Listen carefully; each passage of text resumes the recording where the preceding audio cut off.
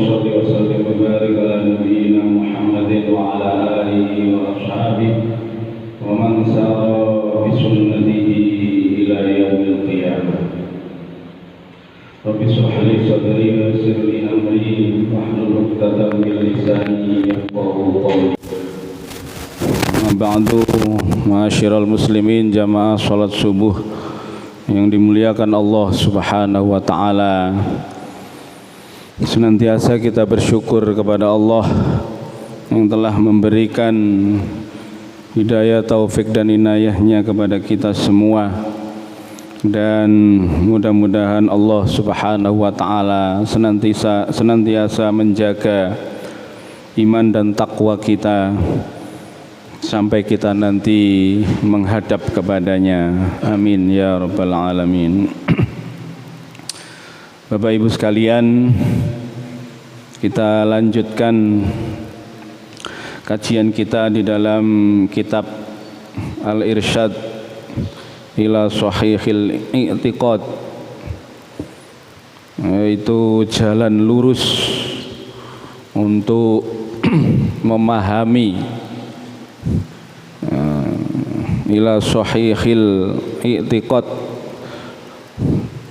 kepada akidah yang benar, akidah yang sahih, sehingga kita betul-betul nanti iman dan takwa kita itu selamat di hadapan Allah Subhanahu wa taala, tidak dicampuri dengan kezaliman-kezaliman, kemusyrikan-kemusyrikan yang itu semua akan mengikis habis seluruh amal perbuatan kita, sehingga kita nanti ketika menghadap Allah kemudian kita kecelik, bahasa Jawanya, kita tidak mendapat apa-apa karena kita mengamalkan akidah Islam, iman takwa kita campuri dengan perihal-perihal yang zalim, yang musyrik kepada Allah Subhanahu wa taala.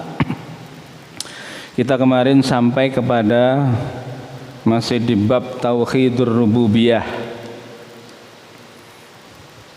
yaitu tauhid kita yang harus bisa meyakini bahwa Allah Subhanahu wa taala adalah zat yang maha menciptakan, zat yang maha memelihara kita, zat yang memberi rizki kita. Tapi jangan kemudian kita salah nanti ketika kita yakin terhadap Allah sebagai Ar-Razzaq, Allah sebagai Al-Khaliq, Allah sebagai Al-Mudabbir, Allah yang menghidupkan, yang mematikan, tetapi kita kemudian nanti di dalam tauhid uluhiyah, tauhid kita menyembah kepada Allah, kemudian kita kesampingkan, kita campuri dengan kita menyembah kepada Gunung Bromo, kita menyembah yakin terhadap Nyi Roro Kidul, kita yakin terhadap pohon besar tertentu. Yang ini semua adalah praktek-praktek amalan yang musyrik kepada Allah Subhanahu wa taala. Jadi kalau kita rububiyah, tauhid kita rububiyah itu sudah benar, maka tauhid uluhiyah kita juga nanti harus benar. Jangan kemudian kita seperti orang-orang jahiliyah dulu, meyakini, percaya kepada Allah sebagai zat yang menciptakan, zat yang mematikan dan menghidupkan, zat yang memberikan rizki, kemudian nyembah kepada berhala-berhala di sekitaran Ka'bah, atau dengan orang-orang yang tadi itu berbuat syirik kepada Allah yang saya contohkan tadi. Kita percaya rububiyah tapi uluhiyah kita menyembah kepada selain Allah Subhanahu wa taala. Na'udzubillah min dzalik. Jemaah sekalian, di dalam surat Al-Isra, Allah Subhanahu wa taala ayat yang ke-102 berfirman, laqad alimta ma anzala haula'i illa rabbus samawati wal ardi basair. Ini yang diajarkan oleh Nabi Musa kepada kaumnya, ya. Yang diajarkan oleh Nabi Musa kepada kaumnya, sungguh kamu mengetahui, kamu punya ilmunya bahwa apa-apa yang diturunkan oleh Allah Subhanahu wa taala, alam semesta ini semua, illa rabbus samawati wal ard, itulah zat yang menciptakan langit dan bumi. Tetapi apa yang dilaksanakan atau dilakukan oleh kaum Nabi Musa? Ma'alimtu lakum min ilahin ghairi. Di dalam surat Al-Qasas ayat 38. Kemudian para kaum-kaum umat Nabi Musa yang pada akhirnya dipimpin oleh Fir'aun itu mengatakan, ma'alimtu lakum, tidaklah kami mengetahui kepada kamu sekalian, min ilahin ghairi, tentang sesembahan itu adalah kecuali saya, kata Fir'aun. Jadi Fir'aun itu sudah mengaku sebagai Tuhan yang harus disembah. Padahal yang diajarkan oleh Nabi Musa tadi itu, semua yang diciptakan oleh Allah Subhanahu wa taala itu adalah zat yang menciptakan langit dan bumi. Nah, itulah kontradiktif, ya, keadaan kaum Nabi Musa dengan ajaran Nabi Musa alaihi salatu wassalam. Atau di dalam ayat yang lain, wajahadu biha wastaiqanatha anfusuhum dzulman wa uluwa. Ada orang yang sebagian orang-orang itu mengatakan bahwa kami mengingkari semua itu. Karena apa? Dzulman wa uluwa. Karena kezalimannya dan kesombongannya, merasa dirinya karena sudah menguasai. Mungkin Fir'aun juga sudah punya kekayaan yang luar biasa. Dengan kekayaannya itu kemudian dia mengikrarkan sebagai Tuhan. Ini jangan sampai, ya, karena kekayaan kita kemudian gumede, sombong, istikbar. Itu semua tidak diperbolehkan di dalam Islam. Semata-mata kekayaan yang dilebihkan oleh Allah Subhanahu wa taala kepada kita sebagian manusia itu sesungguhnya amanat yang harus disampaikan kepada yang lain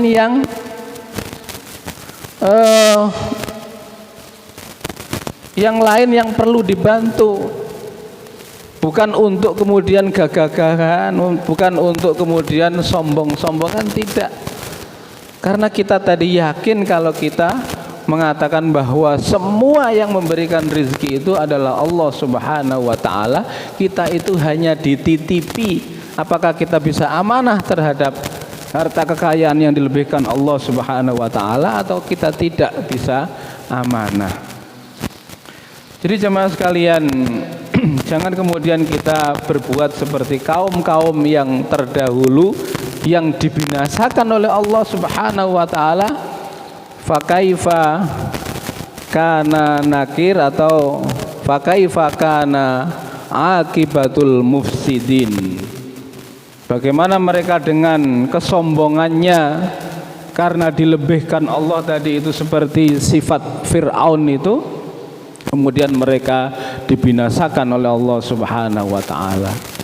Ada Qarun, ada Fir'aun, semua itu contoh-contoh yang diberikan Allah Subhanahu wa taala agar kita mengerti dan sadar bahwa itu semua tidak untuk dibuat pamer, tidak dibuat untuk sombong-sombongan, tapi kita betul-betul harus bisa melaksanakan amanat Allah Subhanahu wa taala tadi itu. Wahum lam yastanidu fi juhudihim ila hujjatin.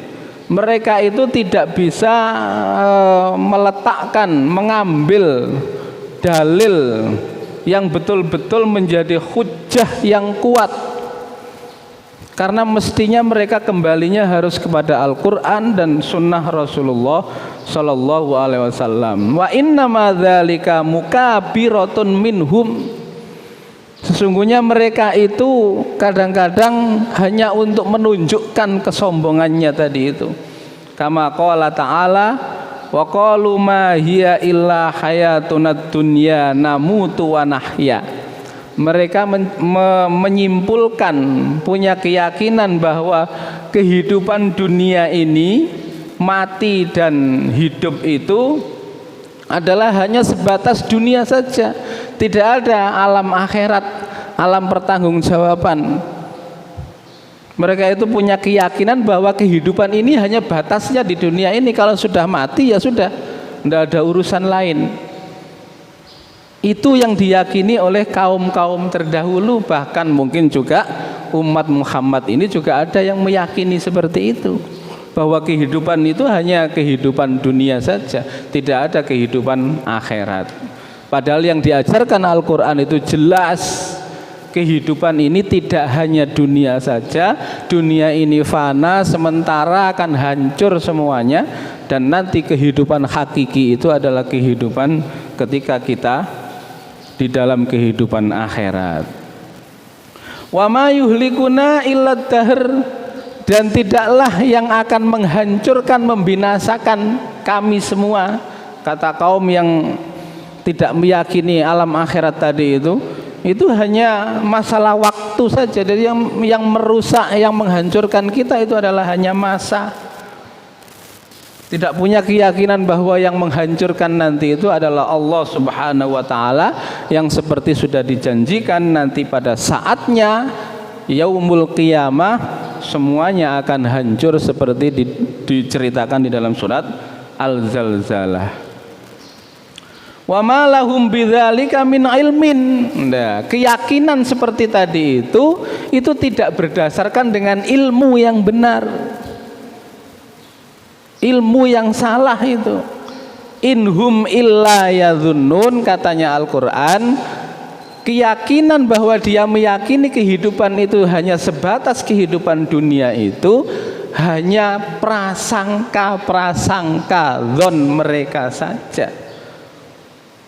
Jelas tadi saya katakan, keilmuan di dalam Al-Quran dan Sunnah itu, kehidupan dunia itu hanya mampir saja.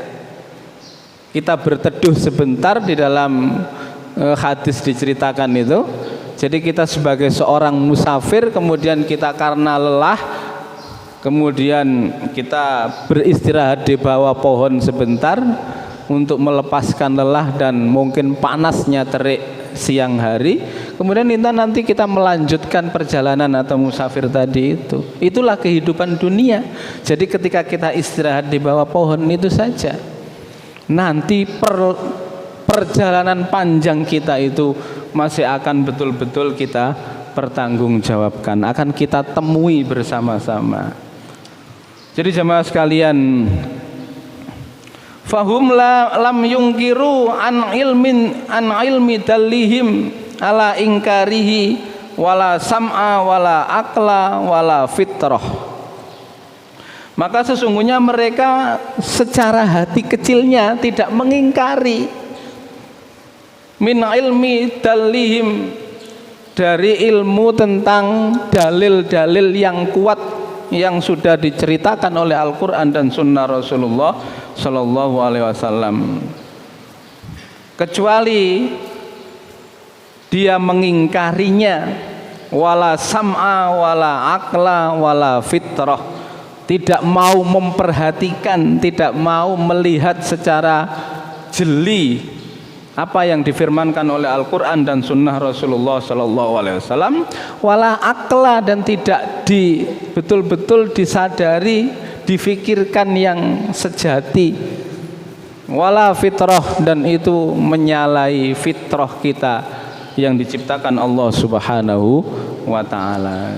Jadi jamaah sekalian, mudah-mudahan ilmu yang kita dapatkan pagi ini bisa memberikan pengertian yang lebih dalam kepada kita, sehingga kita betul-betul bisa meniti di akidah yang betul-betul sahih, benar, tidak keliru nanti ketika kita kembali kepada Allah Subhanahu wa ta'ala. Demikian kajian pagi ini, mudah-mudahan bermanfaat, dan kurang lebihnya mohon maaf. Akhiru da'wana alhamdulillahi rabbil alamin. Assalamualaikum.